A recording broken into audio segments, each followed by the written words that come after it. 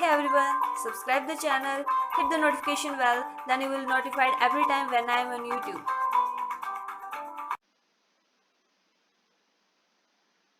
Hello everyone, thanks for watching my video.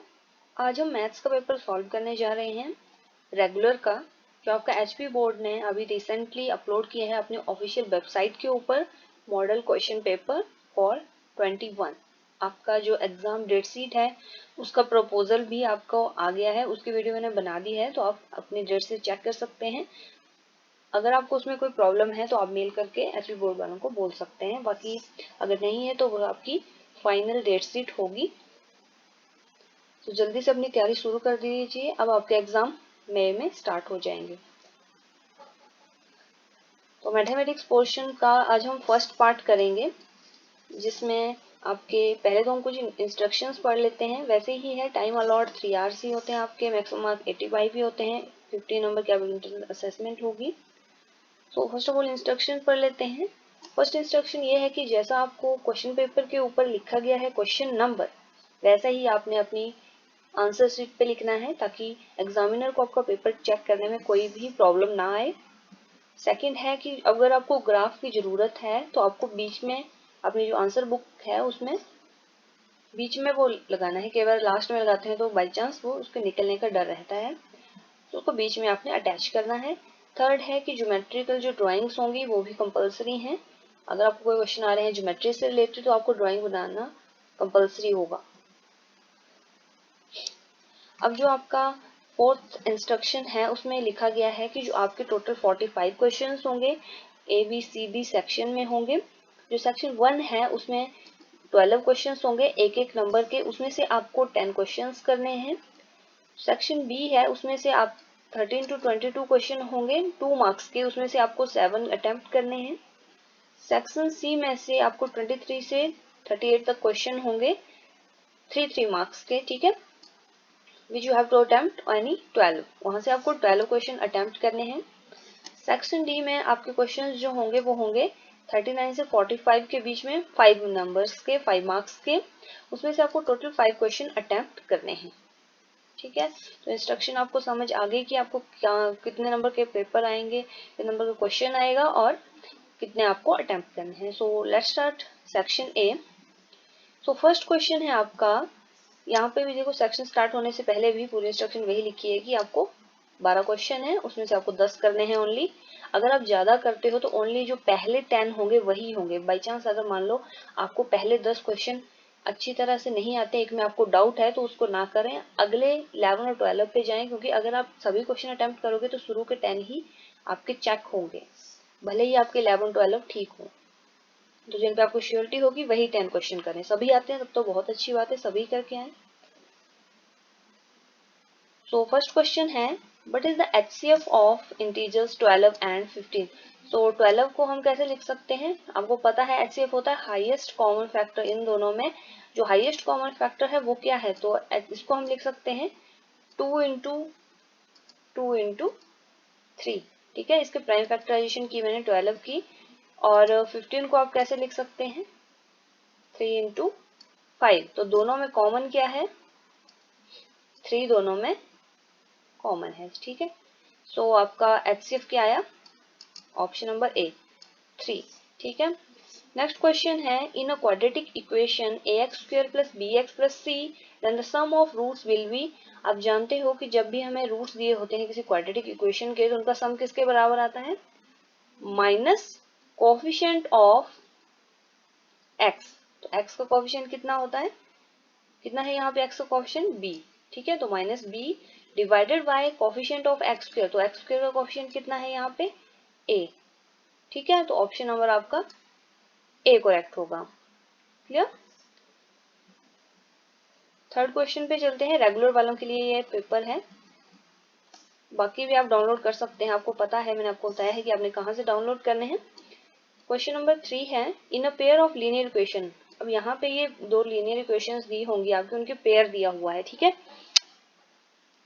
सो इसमें आपको बताना है कि इन इक्वेशन में कितने सॉल्यूशंस आएंगे, इनफाइनाइटली मैनी सॉल्यूशन आएंगे, एग्जैक्टली 1 आएगा या नो सॉल्यूशन आएगा। तो आप जानते हो यहाँ पे देखो, यहाँ पे A1 A2 है, D1 D2 है, इसमें कंफ्यूज नहीं होना है। बात वही की गई है कि शुरू के जैसे आपके पास इक्वेशन होती कैसे है, AX plus BY plus C is equal to 0। ऐसे ही दूसरी इक्वेशन होती है जहाँ पे ऐसे यहाँ पे होता है A1 B1 एंड C1, तो A2 B2 C2 होती है ना। तो इनके कोएफिशिएंट हम कंपेयर करते हैं, A1 over A2 is ignore, अगर नहीं आते हैं इक्वल तो आपकी कौन सी बनती है, एग्जैक्टली वन सॉल्यूशन, ठीक है। और अगर ये दोनों इक्वल है और तीसरी के बराबर नहीं है, C1 C2 के बराबर नहीं है, तो आपका कौन सा होना था, नो सॉल्यूशन। अगर तीनों ही आपके रेशियोज बराबर आती है, आपका कौन सा आंसर होता है, इनफाइनाइटली मेनी सॉल्यूशंस, ठीक है। क्वेश्चन नंबर 4 है ax² plus bx plus c, ठीक है, क्वाड्रेटिक रेशियो दी हुई है, इक्वेशन दी हुई है आपकी। इसमें आपको डिस्क्रिमिनेंट फाइंड आउट करना है। तो डिस्क्रिमिनेंट का फॉर्मूला क्या होता है, d is equal to v² minus 4ac। तो कौन सा ऑप्शन करेक्ट हुआ आपका, option number B. Maximum time question आपको जो फॉर्मूले होते हैं, जो जनरली आपको बताए जाते हैं एक्सरसाइज शुरू होने से पहले, उनमें से भी 1 मार्क्स के क्वेश्चन आने के ज्यादा चांसेस रहते हैं। तो फॉर्मूलाज पे आप थोड़ी नजर मार कर चलिए। नेक्स्ट है एपी, आपको एपी दी हुई है और आपको पूछा है कॉमन डिफरेंस, ठीक है, हिंदी मीडियम और इंग्लिश मीडियम दोनों में है, तो आप दोनों पढ़ लीजिए। कॉमन डिफरेंस आपको फाइंड आउट करना है इसका। सो कॉमन डिफरेंस कैसे फाइंड आउट करते हैं, ये होता है आपका A1 A2 A3 and A4, ठीक है। तो कॉमन डिफरेंस कैसे फाइंड आउट होता है आपका, A2 माइनस A1, या जिसमें T1 माइनस T2, जिस फॉर्मेट में आप लो, A1 A2 ले लो, B1 B2 जैसे लेने हैं, ठीक है।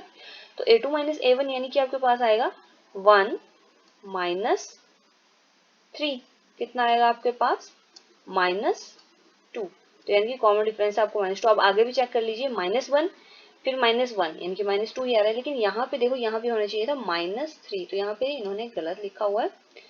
तो आपका आंसर कौन सा बन रहा है, ऑप्शन नंबर बी, ठीक है। क्वेश्चन नंबर 6 है आपका, पाइथागोरस थ्योरम के अनुसार, यानी कि according to Pythagoras theorem 5² plus 12²। तो पाइथागोरस थ्योरम होती क्या है आपकी, वो होती है आपकी जो आपका परपेंडिकुलर स्क्वायर होता है P, ठीक है, P² प्लस बेस स्क्वायर, वो किसके बराबर आता है आपका, हाइपोटेन्यूज स्क्वायर। ये तो आपका फॉर्मूला हो गया। तो यानी कि हमें बेसिकली बेस और परपेंडिकुलर दिया हुआ है, फिलहाल आपको ये जानने की जरूरत नहीं है कि बेस कौन सा परपेंडिकुलर, हमें जस्ट यहाँ का वैल्यू चाहिए, ठीक है। सो 5 का स्क्वायर बनता है आपके पास 25 प्लस 12 का स्क्वायर आपके पास बनेगा 144। तो इन दोनों को जब आप प्लस करोगे तो आपके पास आ जाएगा 169। तो 169 को हम कैसे लिख सकते हैं, 169 किसका स्क्वायर होता है, 13 का स्क्वायर। तो आपके पास कौन सा आंसर आया, ऑप्शन नंबर ए आपका करेक्ट होगा। एक चीज और, जो 12 तक के स्क्वायर्स होते हैं वो आपको याद होने चाहिए, ठीक है, 1 से लेके 20 तक, ठीक है, 1 से लेके 20 तक के स्क्वायर्स आपको याद होने चाहिए। नेक्स्ट है question number 7, 9 sec square A minus 9 tan square A is equal to किसके बराबर होता है। अब यहाँ पे आपको ये चीज ध्यान में रखनी होती है कि हमें जो आपकी ट्रिग्नोमेट्रिक रेशियोज होती हैं 6 हैं टोटल, तो उनमें से हमें इक्वल बनानी होती है ताकि हम इनको प्लस माइनस या मल्टीप्लाई करके इनको नेग्लेक्ट कर सकें। सो यहाँ पे आप लिख सकते हो 9 कॉस में लिख सकते हैं हम इसको नीचे। कैसे लिख सकते हो कॉस में, क्योंकि सीकेंड का जो अपोजिट होता है वो होता है कॉस, और जो दूसरा है tan उसको हम लिख सकते हैं कैसे, -9 साइन स्क्वायर। अब मैंने इकट्ठा लिख दिया एलसीएम नीचे, ठीक है। आप कॉस को कैसे लिख सकते हैं, साइन ओवर ए लिख सकते, सॉरी tan को आप लिख सकते हो साइन ओवर ए। यहाँ पे स्क्वायर है तो जस्ट स्क्वायर लगा दीजिए, क्लियर।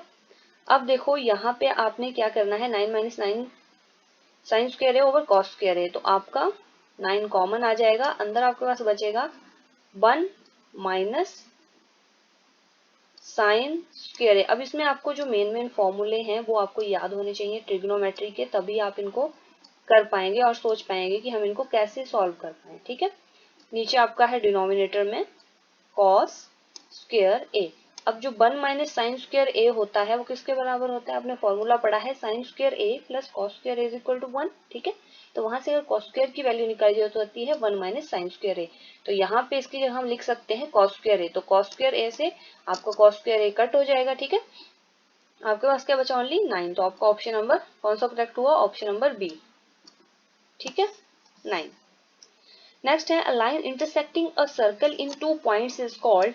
अब एक सर्कल है, वो एक लाइन हमें बतानी है जो इसको इंटरसेक्ट करे। तो ऐसी कौन सी लाइन होती है?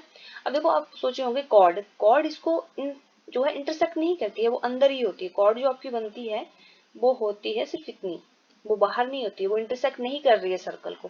तो इंटरसेक्ट कौन सी लाइन करती है आपकी? उसको हम बोलते हैं सीकेंट, ठीक है, छेदक रेखा।